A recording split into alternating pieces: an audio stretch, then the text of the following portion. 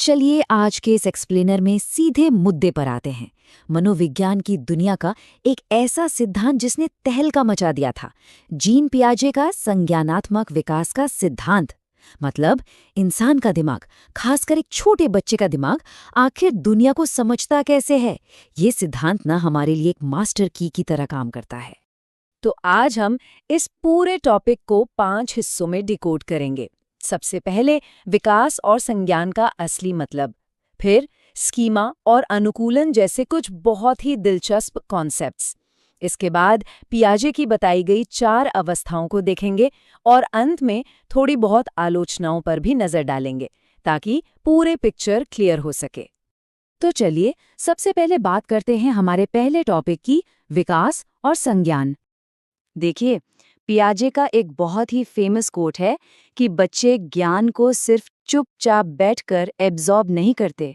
वो कोई खाली बर्तन नहीं है, बल्कि वो नन्हे वैज्ञानिक हैं, बिल्कुल एक छोटे साइंटिस्ट की तरह। वो दुनिया को एक्सप्लोर करते हैं, एक्सपेरिमेंट करते हैं और अपने खुद के लॉजिक बनाते हैं। यहाँ एक बहुत ही क्रूशल पॉइंट है। अक्सर हमें लगता है कि बच्चों में दिमाग कम होता है, लेकिन ऐसा बिल्कुल नहीं है। उनकी क्षमता या क्वांटिटी हमारे जितनी ही है। फर्क सिर्फ इतना है कि उनके सोचने का तरीका यानी क्वालिटी हमसे बिल्कुल अलग होती है। वो दुनिया को एक अलग ही लेंस से देखते हैं। अब आते हैं हमारे दूसरे सेक्शन पर, स्कीमा और अनुकूलन। अब ये वाला पार्ट वाकई बहुत दिलचस्प है। हमारा दिमाग ना हर जानकारी को स्कीमा के रूप में सेव करता है। हम इसे जानकारी के छोटे छोटे फोल्डर्स या बिल्डिंग ब्लॉक समझ सकते हैं। जैसे अगर कोई स्कूल शब्द बोले तो तुरंत दिमाग में एक बिल्डिंग, क्लासरूम और टीचर्स की इमेज बन जाती है। बस यही जो पहले से सेट इमेज या स्ट्रक्चर है, उसी को स्कीमा कहते हैं। इसे ऐसे समझिए, मान लीजिए एक बच्चे ने आज तक सिर्फ काले कुत्ते देखे हैं। अब वो पहली बार एक सफेद कुत्ता देखता है और कहता है, अरे कुत्ता।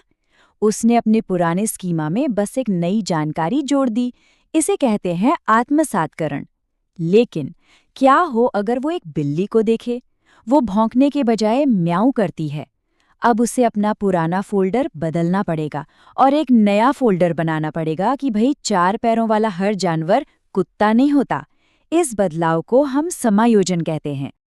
अब दिमाग में जब इतनी सारी नई नई चीजें जाती हैं तो कंफ्यूजन तो होगा ही, है ना? यही एंट्री होती है संतुलन की। ये इन दोनों प्रोसेस के बीच एक बैलेंस बनाकर रखता है ताकि दिमाग हैंग ना हो जाए। और फिर संगठन इन सारे स्कीमा को एकदम लॉजिकल तरीके से अरेंज करता है, बिल्कुल वैसे ही जैसे किसी सुपरमार्केट में हर चीज का अपना एक अलग सेक्शन होता है। चलिए अब इस थ्योरी के सबसे पॉपुलर हिस्से की तरफ बढ़ते हैं, पियाजे की बताई गई विकास की पहली 2 अवस्थाएं। पियाजे ने जन्म से लेकर आगे तक के इस पूरे सफर को 4 अलग-अलग स्टेजेस में बांटा है। संवेदीगामक, पूर्व संक्रियात्मक, मूर्त और अमूर्त अवस्था। आइए सबसे पहली स्टेज से कहानी शुरू करते हैं। जन्म से लेकर 2 साल तक का बच्चा संवेदीगामक अवस्था में होता है। इस उम्र में बच्चे सिर्फ अपनी 5 इंद्रियों आँख, कान, टच के जरिए ही सीखते हैं। और इसी स्टेज का सबसे बड़ा अचीवमेंट है वस्तु स्थायित्व या ऑब्जेक्ट परमानेंस। मतलब अगर बच्चे के सामने से उसका खिलौना या चाबी छिपा दी जाए तो वो समझ जाता है कि चीज़ गायब नहीं हुई है, बस कहीं छिपी हुई है। उसके दिमाग में उस चीज़ की एक पिक्चर बन जाती है। फिर आती है 2 से 7 साल तक की उम्र, यानी पूर्व संक्रियात्मक अवस्था। इस स्टेज में बच्चे सिंबल्स को समझना शुरू तो कर देते हैं, लेकिन लॉजिक के मामले में वो अभी भी थोड़े कच्चे होते हैं। उनमें कुछ कमियां होती हैं, जैसे जीववाद, अहं केंद्रित होना, अपलटावीपन, संरक्षण का अभाव और किसी एक ही चीज पर फोकस करना। सुनने में ये शब्द थोड़े भारी लग रहे होंगे, तो चलिए इन्हें आसान करते हैं। इन एग्जाम्पल्स को देखिए, एकदम रियल लाइफ वाले हैं।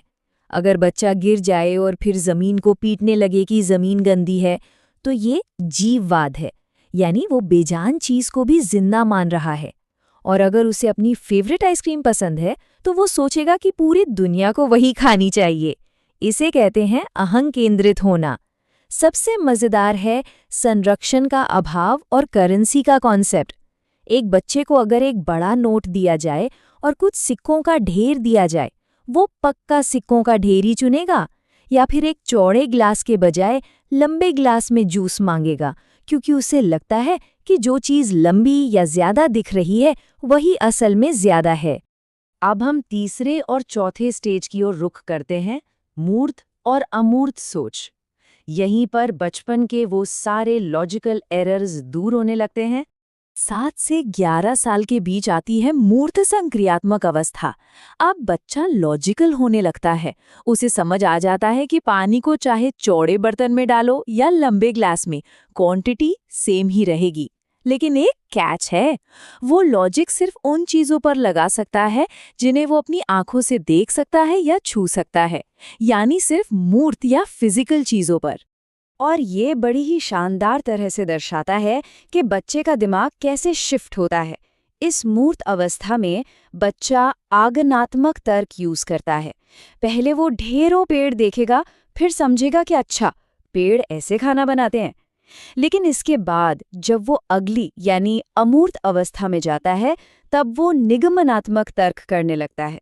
मतलब पहले उसे एक फॉर्मूला बता दिया जाता है और फिर वो उस फॉर्मूले को यूज करके कई सारी प्रॉब्लम सॉल्व कर लेता है।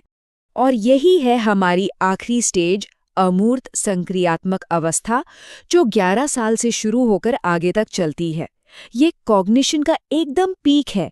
आप सोचने के लिए किसी फिजिकल ऑब्जेक्ट का सामने होना जरूरी नहीं है।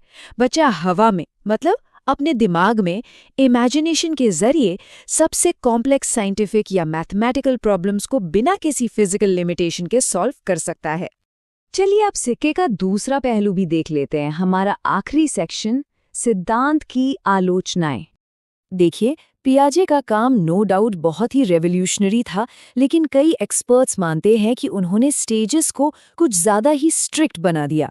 क्रिटिक्स का कहना है कि अगर बच्चे को एक अच्छा माहौल और सही सपोर्ट मिले तो वो इन उम्र की सीमाओं को बहुत पहले ही पार कर सकता है। मतलब वो पियाजे के बताए टाइमलाइन से काफ़ी तेज सीख सकता है। इससे थोड़ा और गहराई से समझते हैं। पियाजे का फिक्स मानना था कि पहले बच्चे का बायोलॉजिकल डेवलपमेंट यानी शारीरिक विकास होता है और उसके बाद वो सीखना शुरू करता है। लेकिन वहीं एक और दिग्गज साइकोलॉजिस्ट थे, लिव वाइगोत्स्की। उनका मानना एकदम उल्टा था। वाइगोत्स्की ने कहा कि नहीं, पहले बच्चा समाज और कल्चर से सीखता है और वो सीखना ही उसके विकास को आगे बढ़ाता है। और यहीं से हमारा आज का एक्सप्लेनर एक बहुत ही गहरे सवाल पर आके रुकता है। क्या सच में हमारा सीखना हमारे शारीरिक विकास के पीछे पीछे चलता है, या फिर हमारा विकास हमारी सीखने की स्पीड पर डिपेंड करता है? जरा सोचिएगा इस बारे में। ये एक ऐसा सवाल है जिसका कोई सीधा जवाब नहीं है। खैर, आज के इस एक्सप्लेनर में हमारे साथ जुड़ने के लिए बहुत बहुत शुक्रिया।